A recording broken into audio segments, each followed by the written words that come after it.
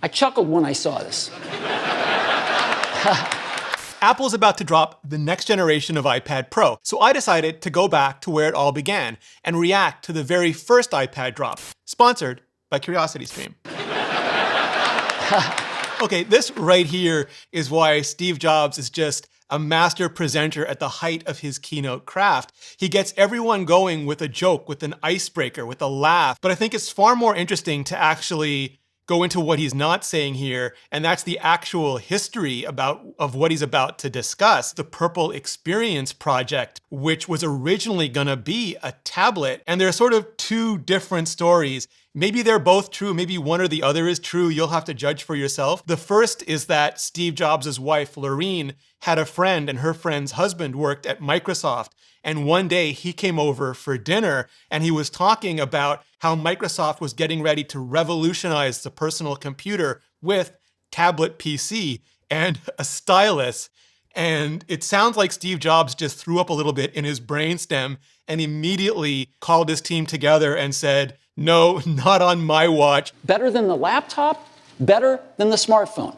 And of course, the other story is that Steve just really wanted a touch-based tablet that he could use to triage email in the bathroom. In order to really create a new category of devices, those devices are going to have to be far better at doing some key tasks. What kind of tasks? Well, things like browsing the web.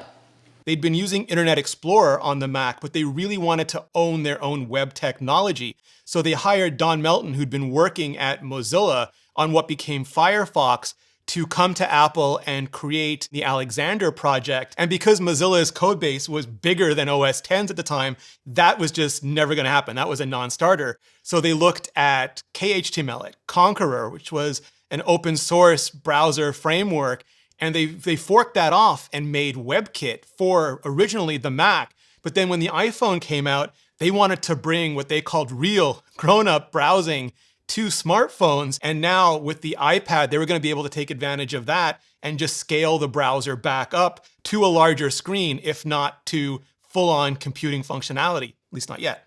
Doing email. If you believe that second story, the original purpose of the iPad.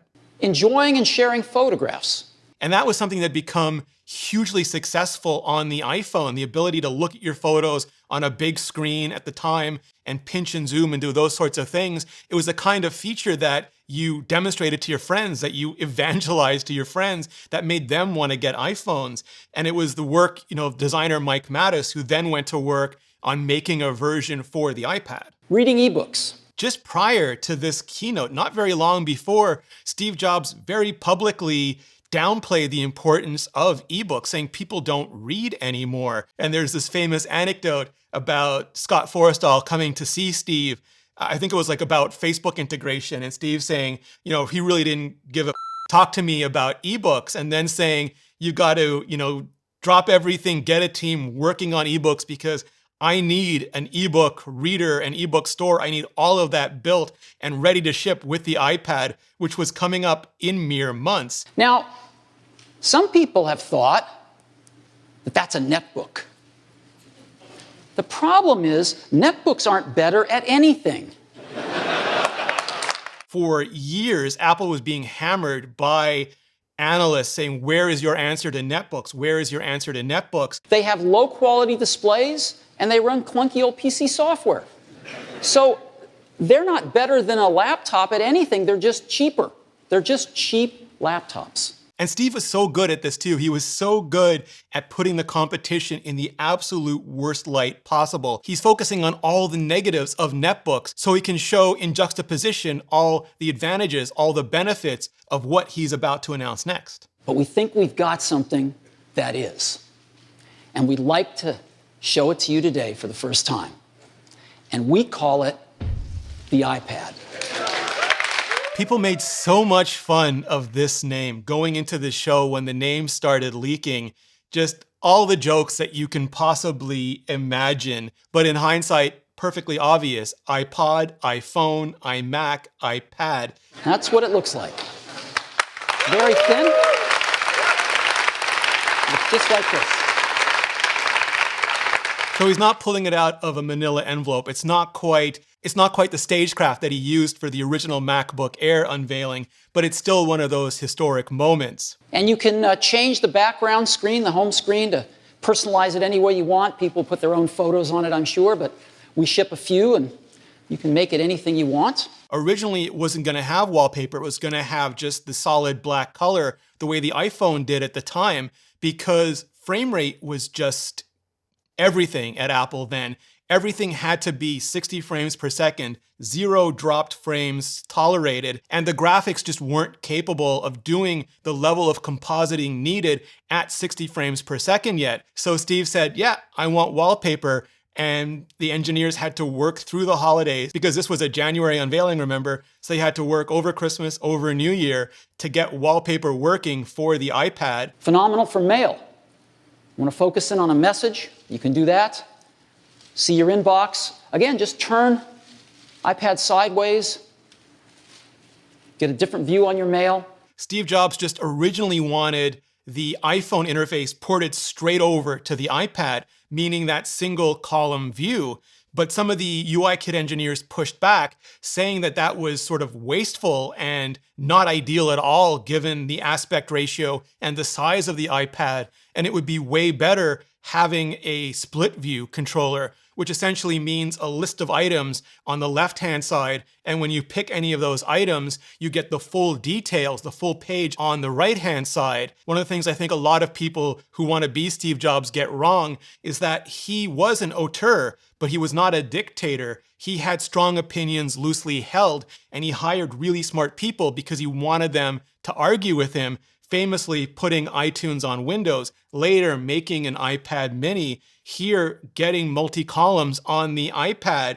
He would have a very strong opinion until you convinced him otherwise, and then he would spin on a dime and have that new opinion so strongly, he probably thought he'd come up with it to begin with. And in fact, here it is even ironic a little bit because later that would be one of the things that he'd use to criticize early Android tablets, saying they were just blown up smartphones, that they just had blown up smartphone interfaces, and there, but for the grace of some UI kit engineers, would have gone Apple. So that gives you a little overview of what the iPad can do, but it's nothing like seeing it. Steve Jobs wanted a Le Corbusier chair. He wanted to be able to sit there on the stage and lean back. Again, the iPhone was for moving, for triaging, for leaning into things, and the iPad was for aggregating, for reporting, for leaning back, for enjoying things. And he wanted to be able to show that experience on stage. So he had, the events team at Apple go out and pick up just a bunch of Le Corbusier chairs, and he went through them on stage under that lighting, each and every one of them, to see what the color looked like under that light, what the wear looked like, how it felt when he sat in it. And then he chose his platonic ideal, his Le Corbusier prime, the one chair to rule them all. And that was the one he famously did this demo in. And touch the New York Times, let's say. And here we are, right at the New York Times. You can see how fast it is. And I can just scroll around here and look at the whole front page of the New York Times. Without paying any attention to, not noticing, not indicating in any way that broken puzzle piece, Lego block, right in the middle where the lack of a Flash plugin is just causing that, basically that rendering error box. And this was a huge debate back then. Some people really thought the iPhone, and by extension the iPad, would be dead on arrival because they didn't support Flash, the Macromedia, then Adobe web rendering technology that was sort of created back then to fill in the gap, things that the web just didn't do well yet, sort of like how Microsoft had ActiveX in the old days. And Adobe, just recently declared Flash officially MDK, murder, death, killed, gone. And it was sort of hilarious, not even in hindsight, but at the time back then, that other vendors, from Palm to BlackBerry to some of the Android vendors, pinned their hopes and dreams of competing with the iPad on supporting Flash when it was just so clearly a dead-end technology. iPad is powered by our own custom silicon. We have an incredible group that does custom silicon at Apple. We have a chip called A4, which is our most advanced chip we've ever done, that powers the iPad. And there it is. at least to me, one of the most important announcements Apple has ever made. Their very first custom chip. And the story is, he wanted somebody who could find the best chipsets for Apple devices to, again, take control of what Apple considered to be the most important, the core technologies, the things they needed to own to make differentiated, truly differentiated, integrated products.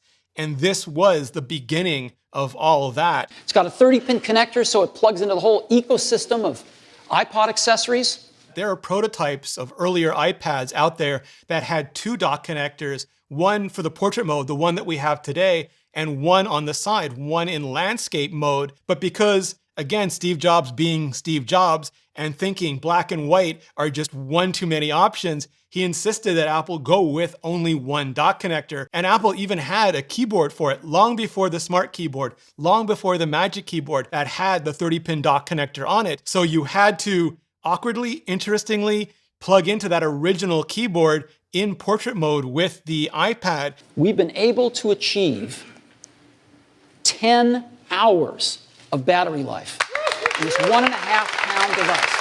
OG iPad 2010, they picked 10 hours to be the battery life for the iPad.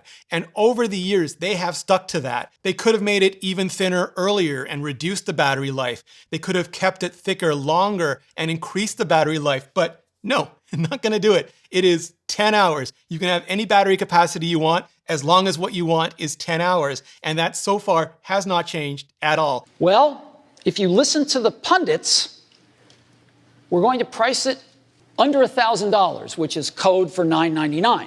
And this is something that I think leaked via the Wall Street Journal back then.